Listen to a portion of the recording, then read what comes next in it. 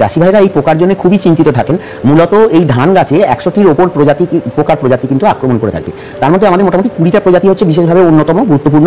তা এই বোরো ধান অলরেডি চাষি ভাইরা আমরা চাষ করা স্টার্ট করে দিয়েছেন। তো এই বোরো ধানের ক্ষেত্রে প্রথম মানে এখন বীজতলা থেকে মোটামুটি আমাদের রোয়া পোতা কমপ্লিটের পথে, শেষের পথে। তা এই সময়টা বীজতলা থেকে আক্রমণ শুরু হয় ভেপু পোকার আক্রমণ। চাষি ভাইরা অলরেডি জানেন যে ভেপু পোকা লাগলে পেঁয়াজ কলির মতো হয়ে যায় এবং পাতার মাছির আক্রমণও শুরু হয়। পাতার মাছি মানে হোল ম্যাগট, পাতার দিকটা কিনারাগুলোর দিক থেকে দেখবেন ঝলসে ঝলসে যাচ্ছে এবং সেখানে ফুটো ফুটো মতো করে দিচ্ছে। আর এই বোরো মাজরা পোকার আক্রমণ তো মারাত্মক রকম ভাবে হয় এবং মাজরা পোকার জন্য চাষি ভাইরা ভীষণ চিন্তিত থাকেন। এর পরবর্তীকালে যে শোষক পোকা যেগুলো আছে, সেই শোষক পোকার মধ্যে বাদামি শোষক পোকা ভীষণ গুরুত্বপূর্ণ পোকা। চাষি ভাইরা বিভিন্নভাবে এটা চিন্তায় থাকেন যে কি করবেন না করবেন। তারপরে সবুজ শ্যামা পোকা আছে, সাদা পিঠ শোষক পোকা রয়েছে, এরকম ধরনের বিভিন্ন শোষক পোকা লাগে। পামড়ি পোকা বলে একটি পোকা, সেটিও লাগে, সেটি পাতার ভেতরে ঢুকে পাতার ক্লোরোফিল যুক্ত সবুজ অংশগুলো খেয়ে নেয়।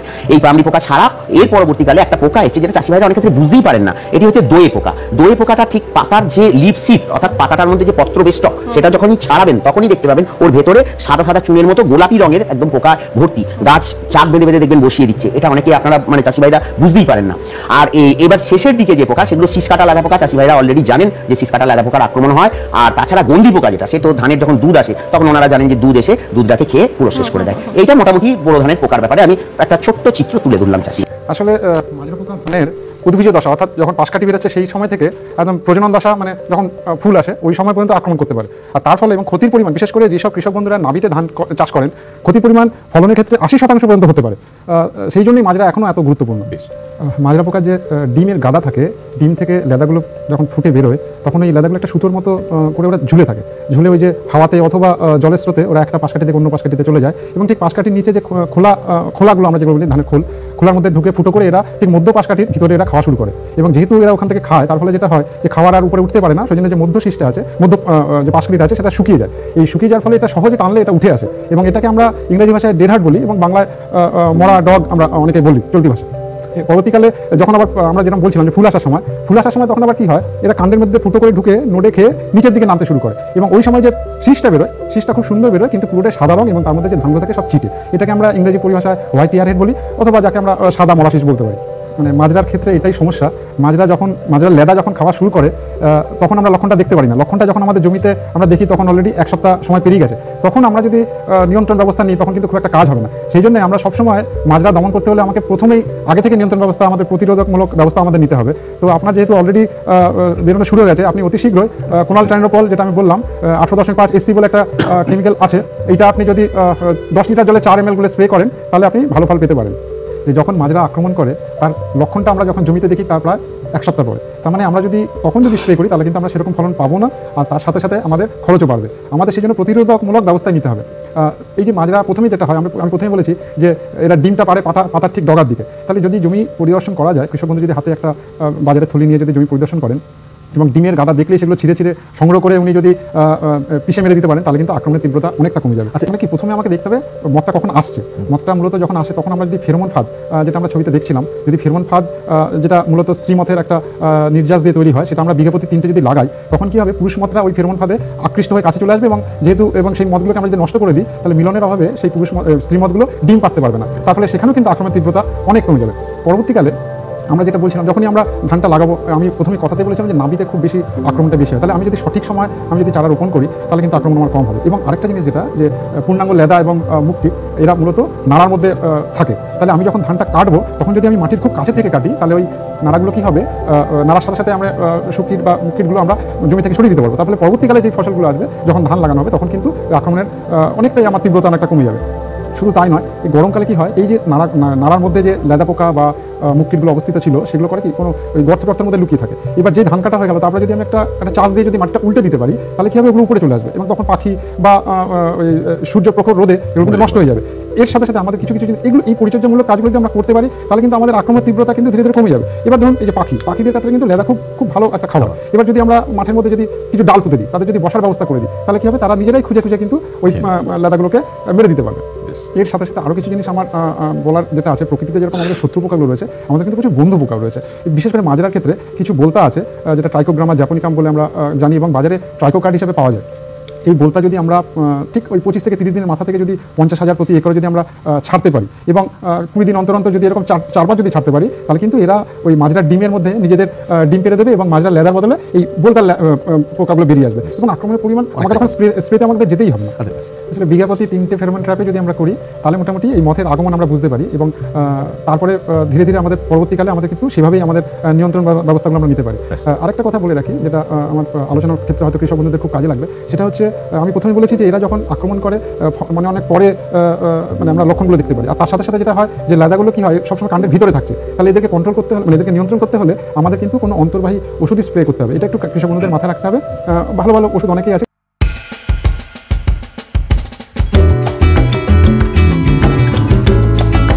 ওয়েলকাম বন্ধুরা, ধানের একটি মারাত্মক রোগ হলো মাজরা পোকা। এই মাজরা পোকাকে সঠিকভাবে যদি দমন করতে পারেন তাহলে ফসলের ফলনের কোনো ঘাটতি হবে না।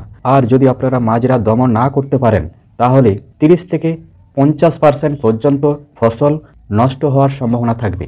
সুতরাং বড় মরশুমে মাজরা পোকা দমন করতেই হবে। মাজরা পোকা দমন করার জন্য দানাদার কীটনাশক ব্যবহার করতে পারেন কিংবা স্প্রে হিসাবে ব্যবহার করতে পারেন।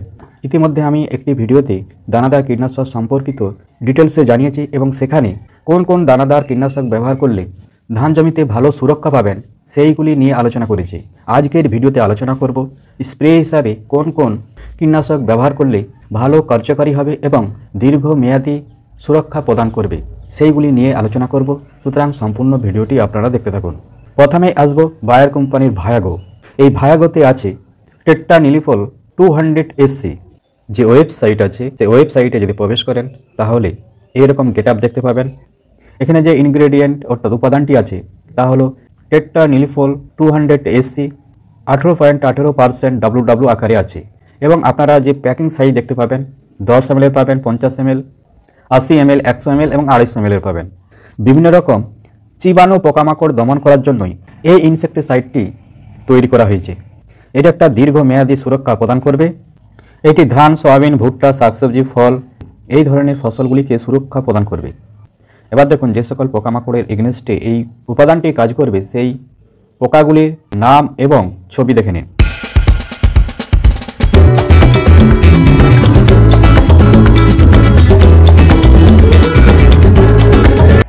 এই সকল কীটের উপরে এই ইনসেক্টিসাইডটি ভালোভাবে কার্যকারী হবে।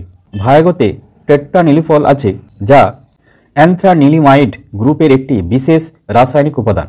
এটি যদি পোকামাকড় খায় কিংবা স্পর্শ করে তাহলে পোকামাকড় সম্পূর্ণভাবে মারা যাবে এবং এই ইনসেক্টিসাইডটি উদ্ভিদের সমস্ত অংশে ভালোভাবে ছড়িয়ে পড়ে লুকানো অংশ কিংবা ক্রমবর্ধমান অর্থাৎ যেটা বৃদ্ধি পাচ্ছে সেই অংশেও পৌঁছে যাবে এবং দীর্ঘ সময় ধরে সক্রিয় থাকবে। এবং মোড অফ অ্যাকশন যদি দেখেন তাহলে পেশিকোষে যে রাইনোডিন রিসেপ্টর আছে তার সঙ্গে টেট্রানিলিফল আবদ্ধ হয়ে যাবে এবং পেশিকোষের মধ্যে প্রবেশ করার পরে ক্যালসিয়াম চ্যানেল ওপেন করে দেয়। তার ফলে পোকামাকড় অবশ হয়ে যাবে, প্যারালাইসিস হয়ে যাবে এবং অবশেষে পোকামাকড় মারা যাবে। এইটি যদি ব্যবহার করেন কি কি সুবিধা পাবেন? পোকামাকড়কে সম্পূর্ণভাবে মেরে ফেলবে, ফসলকে সুরক্ষা প্রদান করবে। ভায়াগো বৃষ্টি প্রতিরোধী, অর্থাৎ স্প্রে করার কিছুক্ষণ পরে যদি বৃষ্টি হয় তাহলেও ফসল সুরক্ষিত থাকবে। এই ভায়াগো যদি ব্যবহার করেন তাহলে গাছের ফুল এবং ফলন অধিক হবে। যদি আপনারা ধানে ব্যবহার করেন তাহলে ইয়েলো স্টিম বোরার অর্থাৎ মাজরা পোকা সম্পূর্ণভাবে দমন করবে। যদি এর ডোজ দেখেন তাহলে ধানে যদি ব্যবহার করেন তাহলে ধানে মাজরা এবং লিফ ফোল্ডার দমন করতে এর ডোজ হলো প্রতি একরে 100 থেকে 120 ml, অর্থাৎ 20 লিটার জলে 10 থেকে 12 ml ভায়াগো দিয়ে আপনারা স্প্রে করবেন, তাহলে ভালো রেজাল্ট পাবেন এবং ফসলকে দীর্ঘমেয়াদী সুরক্ষা দেবে। এরপরে ইনসেক্টিসাইডটি হলো সিনজেন্টার ইনসিপিও। সিনজেন্টার যে ওয়েবসাইট সেখানে যদি ইনসিপিওর ডিটেলস দেখেন তাহলে দেখতে পাবেন প্রথমে আছে হোয়াট ইজ ইনসিপিও। এটি প্লিনাজোনিল প্রযুক্তি ব্যবহার করে তৈরি করা হয়েছে। ইনসিপিও হলো একটি ব্রড স্পেকট্রাম ইনসেক্টিসাইড এবং দীর্ঘমেয়াদী কার্যকরী। ধানের ক্ষতিকর পোকাকে অর্থাৎ মাজরা পোকাকে সম্পূর্ণভাবে দমন করবে। এটি স্টিম বোরার, লিফ ফোল্ডার এই ধরনের পোকার উপরে কার্যকরী। এর প্রতি একরে ডোজ হলো 120 ml। সেক্ষেত্রে জল নিতে হবে 150 থেকে 200 লিটার, অর্থাৎ 15 লিটার জলে 12 ml করে নেবেন। এইটি কখন ব্যবহার করবেন? আপনারা দুবার ব্যবহার করতে পারেন। গাছের বয়স যখন 15 থেকে 25 দিন হবে তখন একবার ব্যবহার করবেন এবং গাছের বয়স যখন 35 থেকে 45 দিন হবে তখন একবার ব্যবহার করতে পারেন। এই প্রোডাক্টটিতে আইসোসাইক্লোসিরাম টেকনিক আছে, যেই টেকনিকটি মাজরা পোকার ডিম, লার্ভা এবং অ্যাডাল্ট এই 3টি দশাকে ক্ষতিগ্রস্ত করে মানে সম্পূর্ণভাবে বিনষ্ট করে দেবে। কোনো রকমভাবেই পরিবেশের এবং যিনি ব্যবহার করছেন ওনার কোনো ক্ষতি করবে না। এটি একটি novel insecticide, broad spectrum insecticide, অর্থাৎ অনেক ধরনের পোকাকে দমন করতে পারবে। সুতরাং আপনারা সিনজেন্টার ইনসিপিও ব্যবহার করলে ভালো রেজাল্ট হবে এবং দীর্ঘমেয়াদী রেজাল্ট পাবেন। এরপরের যে টেকনিকটি খুব জনপ্রিয় পেয়েছে ধান চাষের ক্ষেত্রে এবং ধান চাষের মাজরা দমনের ক্ষেত্রে, সেটি হলো কাট অফ হাইড্রোক্লোরাইড। সমস্ত জায়গায় এই টেকনিকটি ব্যবহার করা হয়। এই ইনসেক্টিসাইডটি অর্থাৎ এই উপাদানটি 2 রকম উপাদান নিয়ে গঠিত হয়েছে। একটি হলো 50% এসপি, আরেকটি হলো 75% এসজি। 50% এসপি ব্যবহার করতে পারেন কিংবা 75% এসজি ব্যবহার করতে পারেন। 50% এসপির মধ্যে আপনারা কি পাবেন? জেউর ইলেক্ট, টেলডন এসপি, কৃষি রসায়ন কোম্পানির কিটাপ। আর যদি আপনারা 75% এসজি ব্যবহার করেন তাহলে কি পাবেন? ধনুকার, মটার, কৃষি রসায়ন কোম্পানির কনুচ্ছি। কাট অফ হাইড্রোক্লোরাইড যুক্ত যে কোনো ইনসেক্টিসাইড ব্যবহার করলে ধানের মাজরা পোকা এবং পাতামোড়া পোকাকে সম্পূর্ণভাবে দমন করবে। যখন আপনারা 50% ব্যবহার করবেন প্রতি ট্যাঙ্কে অর্থাৎ 15 লিটার জলে 30 গ্রাম ব্যবহার করবেন। প্রতি ট্যাঙ্কে 30 গ্রাম করে নেবেন যদি কাট অফ হাইড্রোক্লোরাইড 50% এসপি ব্যবহার করেন। আর যদি কাট অফ হাইড্রোক্লোরাইড 75% এসজি ব্যবহার করেন তাহলে প্রতি ট্যাঙ্কে অর্থাৎ 15 লিটার জলে 20 গ্রাম করে ব্যবহার করবেন। এইটি ব্যবহার করলে মাজরা পোকার সমস্ত দশাকে বিনষ্ট করবে। এগ, লার্ভা, অ্যাডাল্ট এই 3টি পর্যায়কে সম্পূর্ণভাবে বিনষ্ট করে দেবে। এর পরের টেকনিকটি হলো সাইক্লোনিলিফল যুক্ত ইনসেক্টিসাইড। পিআই কোম্পানির পেসেডো এবং করমন্ডল কোম্পানির প্রচণ্ড, এই দুটির মধ্যে যে কোনো একটি ব্যবহার করবেন। মোবাইল স্ক্রিনে দেখতে পাচ্ছেন করমন্ডল কোম্পানির প্রচণ্ড, সরাসরি ওয়েবসাইটে দেখতে পাচ্ছেন করমন্ডল কোম্পানির ওয়েবসাইট। এখানে যে উপাদানটি আছে সেটি হলো জাপানিজ টেকনিক্যাল সাইক্লোনিলিফল। এটি একটি জাপানিজ টেকনিক্যাল এবং খুব সক্রিয় এবং কার্যকারী technique. Excellent control on paddy steam বোরার and leaf folder, অর্থাৎ ধানের মাজরা এবং পাতামোড়া পোকাকে সম্পূর্ণভাবে এবং ভালোভাবে দমন করবে এবং এইটি ব্যবহার করলে ফাইটোটনিক এফেক্ট দেখতে পাবেন, অর্থাৎ গাছ সবুজ সতেজ থাকবে, ফসলের কোনো রকম ক্ষতি হবে না। পেশিকোষে রাইনোডিয়ান রিসেপ্টরের সঙ্গে আবদ্ধ হয়ে যাবে এই উপাদানটি এবং পেশিকোষে প্রবেশ করে পেশিকোষের মধ্যে যে ক্যালসিয়াম চ্যানেল আছে সেগুলিকে ওপেন করে দেবে। যখনই ওপেন করে দেবে ওই ক্যালসিয়াম বাইরে বেরিয়ে আসবে, তার ফলে পোকামাকড় অবশ হয়ে যাবে, প্যারালাইসিস হয়ে যাবে। এইটি আপনারা ধানে ব্যবহার করবেন। ধানে আপনারা স্টিম বোরার এবং লিফ ফোল্ডার এই দুটি পোকাকে দমন করতে ব্যবহার করবেন। প্রতি একরে 160 ml অর্থাৎ 15 লিটার জলে 16 ml করে দেবেন। এর পরের টেকনিকটি হলো ফ্লুবেন্ডিয়ামাইড। বিভিন্ন কোম্পানির পেয়ে যাবেন, তার মধ্যে যেগুলি খুবই প্রচলিত এবং কার্যকারী সেগুলি হলো টাটার এলিস কোম্পানির তাকুমি এবং পিআই কোম্পানির ফ্লুটন, বায়ার কোম্পানির ফেম, বায়ার কোম্পানির বেল্ট এক্সপার্ট, বায়ার কোম্পানির ফেনেসকুইক। যেগুলি উল্লেখ করলাম বা যেগুলি মোবাইল স্ক্রিনে দেখতে পাচ্ছেন এর মধ্যে যে কোনো একটি ব্যবহার করবেন, ভালো রেজাল্ট পাবেন। এখন মোবাইল স্ক্রিনে দেখতে পাচ্ছেন টাটা এলিস কোম্পানির তাকুমি, সরাসরি ওয়েবসাইট থেকে দেখতে পাচ্ছেন। এখানে ফ্লুবেন্ডামাইড 20% WDG আকারে আছে। এটি ধানের ক্ষেত্রে স্টিম বোরার এবং লিফ ফোল্ডার এই দুটি পোকাকে দমন করবে। ফ্লুবেন্ডামাইড 20% যুক্ত ইনসেক্টিসাইড ধানে আপনারা স্টিম বোরার এবং লিফ ফোল্ডার এই দুটি পোকাকেই দমন করতে পারবেন।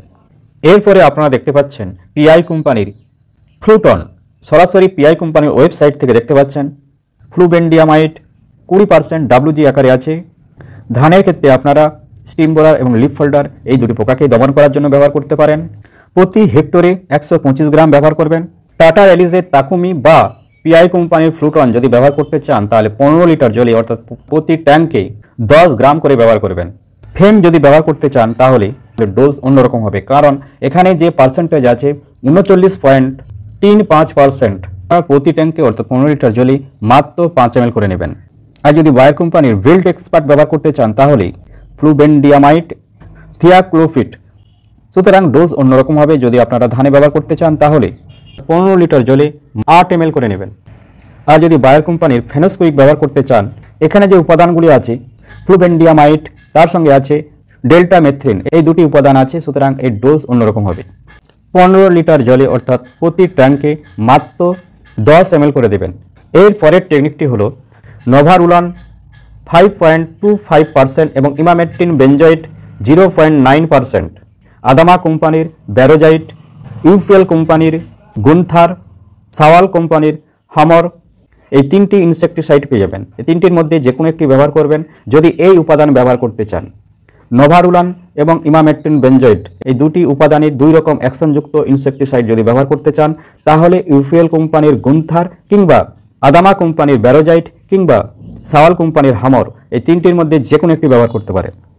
ইউপিএল কোম্পানির গুন্থার যদি ব্যবহার করতে চান ধানে স্টিম বরার অর্থাৎ মাজরা পোকা দমন করবে।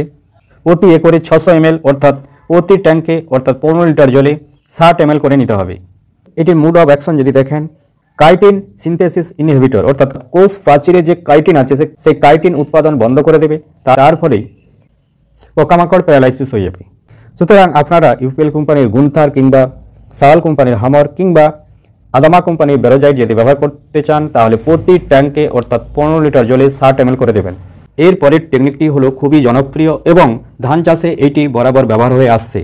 সেই টেকনিকটি হলো ক্লোরান্টা নিলিফল 18.5% SC, এফএমসির কোরাজেন, পিআই কোম্পানির কসকো, আদামার পোসার, ধনুকার কোভার, ঘাড়দার ওএমজি, ইউপিএলের সেনজি, করোম্যান্ডল কোম্পানির করোভেক্স।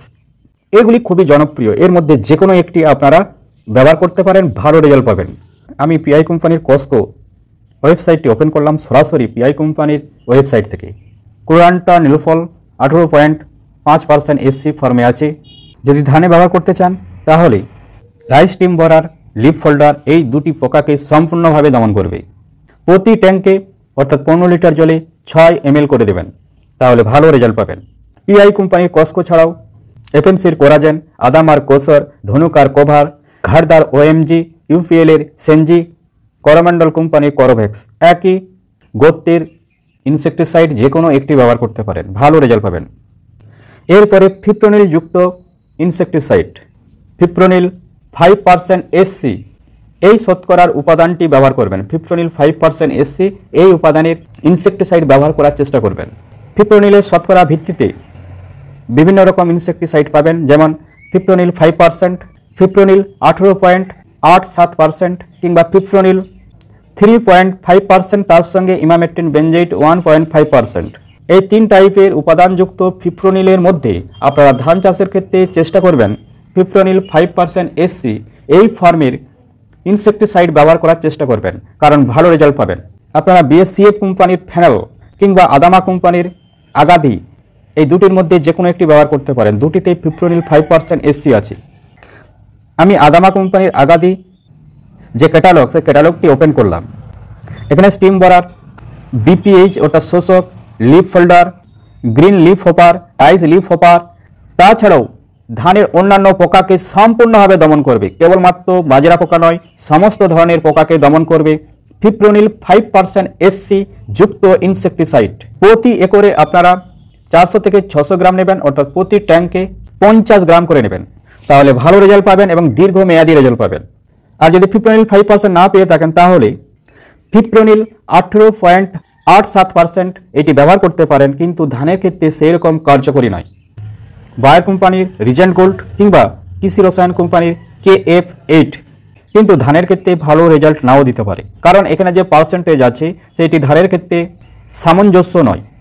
যদি কৃষি রসায়ন কোম্পানির KF8 ওপেন করি, সরাসরি ওয়েবসাইট থেকে দেখতে পাচ্ছেন আপনারা এইটি কেবলমাত্র কটনে ব্যবহার করার জন্য রিকমেন্ড করছে, ধানে কোনো রিকমেন্ড করছে না। তা সত্ত্বেও ধানে ব্যবহার করতে পারেন, কিন্তু রেজাল্ট সেরকম দেখতে পাবেন না। পাচ্ছেন কেবলমাত্র তুলাতে ব্যবহার করতে বলছে এবং থিপস কন্ট্রোল করার জন্য। তাই ফিপ্রোনিলের এই শতকরা হিসাবে ধানে অ্যাডজাস্টমেন্ট নয়। এবার আপনারা বলতেই পারেন ফিপ্রোনিল 5% আর ফিপ্রোনিল 18.87% দুটোতেই তো ফিপ্রোনিল আছে, কিন্তু ফিপ্রোনিল 18.87% কেন ধানে কাজ করছে না? তার কারণ হলো কোনো বয়স্ক ব্যক্তির জ্বর হলে যে মেডিসিন দেওয়া হয় সেটি কি বাচ্চা ছেলের ক্ষেত্রে প্রযোজ্য? কখনোই নয়, বাচ্চা ছেলের জন্য আলাদা মেডিসিন। সুতরাং এই বিষয়টি লক্ষ্য করুন। তাই কোম্পানি যেই রকম রিকমেন্ড করছে সেইভাবে আপনারা ব্যবহার করবেন। ফিপ্রোনিল 5% ধানে ব্যবহার করবেন, কিন্তু ফিপ্রোনিল 18.87% ধানের ক্ষেত্রে প্রযোজ্য নয়। আপনারা ব্যবহার করতে পারেন, কিন্তু ভালো রেজাল্ট পাবেন না। ফিপ্রোনিল এবং ইমামেকটিন বেনজয়েড একসঙ্গে এইটা কি ব্যবহার করা যাবে? এইটিও আপনারা ধানে ব্যবহার করতে পারবেন না। আপনারা বিএসএফ কোম্পানির পেয়ে যাবেন, ক্রিস্টালের পেয়ে যাবেন। যদি সরাসরি ওই সকল ওয়েবসাইট ওপেন করেন তাহলে দেখতে পাবেন আমি ক্রিস্টাল কোম্পানির ওপেক্সটি ওপেন করলাম। এখানে ইমামেকটিন বেনজয়েড 1.5 এবং ফিপ্রোনিল 3.5 SC আছে। এখানে আপনারা দেখতে পাচ্ছেন কেবলমাত্র চিলি অর্থাৎ লঙ্কাতে ব্যবহার করার জন্য রিকমেন্ড করছে, থিপস এবং ফুটবোরার এই পোকাকে দমন করার জন্য। সুতরাং ধানের ক্ষেত্রে প্রযোজ্য নয়, তা সত্ত্বেও আপনারা ধানে ব্যবহার করতে পারেন, কিন্তু ভালো রেজাল্ট পাবেন না। তাহলে বন্ধুরা, মাজরা দমন করতে যদি আপনারা স্প্রে করতে চান, কোন কোন ইনসেক্টিসাইড ব্যবহার করবেন, কীরকম ডোজে ব্যবহার করবেন, কোন কোম্পানির কী নামে পেয়ে যাবেন, তার ডিটেলসে জানালাম। আপনারা ভালোভাবে ব্যবহার করুন, কোম্পানির রিকমেন্ড অনুসারে যেভাবে রিকমেন্ড করেছে এবং আমি যেভাবে বললাম সেইভাবে যদি ব্যবহার করেন তাহলে ভালো রেজাল্ট পাবেন এবং দীর্ঘ সুরক্ষা দেখতে পাবেন, দীর্ঘমেয়াদী রেজাল্ট দেখতে পাবেন।